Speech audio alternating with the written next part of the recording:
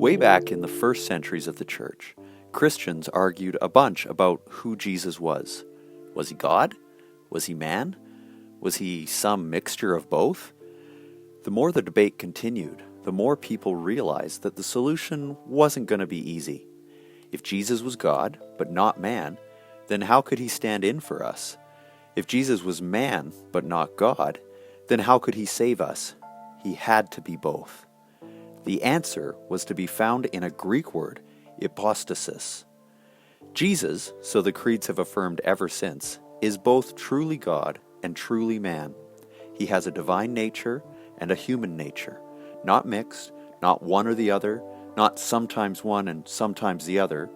Rather, his two natures are joined in a hypostatic union. This sounds mysterious, and the mechanics are mysterious, or at least complex, but it's also sort of simple at the same time. Hypostasis just means what's left standing. In other words, it's what's there. Jesus is divine nature and human nature, but how does it connect? It's what's there in the person of Jesus. Humans are hypostases as well. We're made up of incommensurables, body and spirit, yet these are united in our person. In fact, the Latin translation of hypostasis was persona. Where am I going with all this? There's something about this idea of hypostatic union that might be helpful when it comes to thinking about church unity. We often think that church unity is all about finding the essential things that we agree about and then saying, we're united with whoever agrees with these important things, even if we disagree about other less important things. The problem with this approach is that it gets immediately complicated by the fact that we have to decide just what the essential things are. Is this doctrine a primary issue or secondary or tertiary? Different traditions rank these things differently. Okay, what if we just said Jesus? If you believe in Jesus, then you're in. If you don't, well, farewell to you. But even this solution has its problems. After all, what does it mean to believe in Jesus? Does it just mean that you want to follow Jesus? Well, people follow Jesus in ways that are fundamentally incommensurable.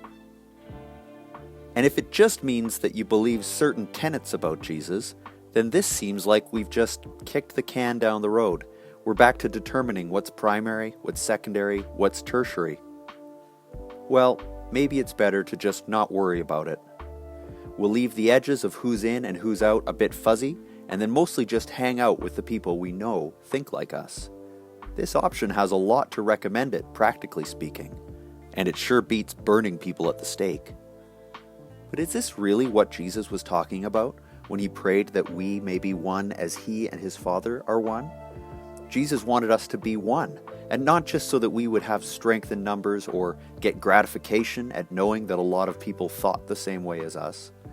No, he wanted us to be one so that the world will know that you sent me and have loved them even as you have loved me. To be unified by the love of God bears witness to the world that God so loves the world. When we aren't unified, we're communicating something else about God. Okay, so ignoring the task is not going to work, and pursuing unity the way we've done it for centuries is also maybe not going to work. What about something more hypostatic? Have you ever stumbled into an unfamiliar church on a Sunday? They're singing a worship song, or maybe someone's speaking, or maybe they're doing something you're less familiar with, sitting and standing and reciting lines of some ancient liturgy together, or maybe they're handling snakes.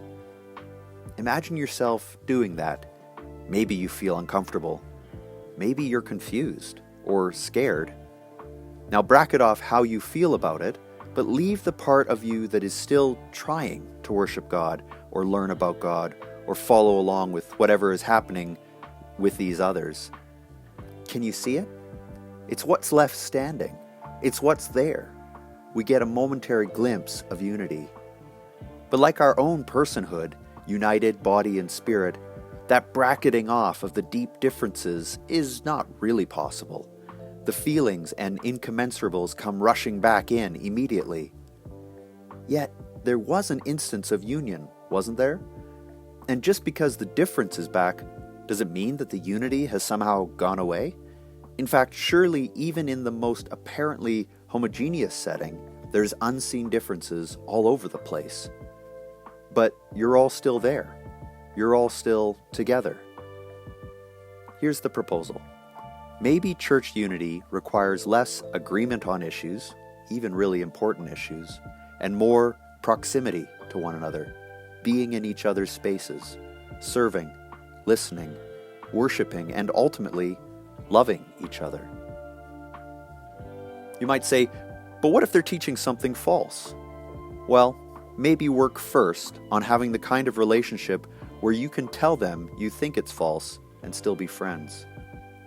But what if I think the way they're doing something is a one-way ticket to futility or somewhere worse? Well, don't do what they're doing, but come back together after they're done. Help them stack the chairs or put away the snakes. But what if they never agree with me? Or what if they think I'm the one who's in the wrong and teaching falsehoods? For the sake of love, stay in their orbit if you can. Live at peace with everyone, but especially your brothers and sisters in Christ, even the ones you wouldn't have chosen yourself if you'd been given the chance. It's all more complicated than this, of course. Real life always is, and the church at its best can be a struggle. But in a time of us versus them, of widening gaps in every other dimension of human life, maybe it's time for us to just see what's there.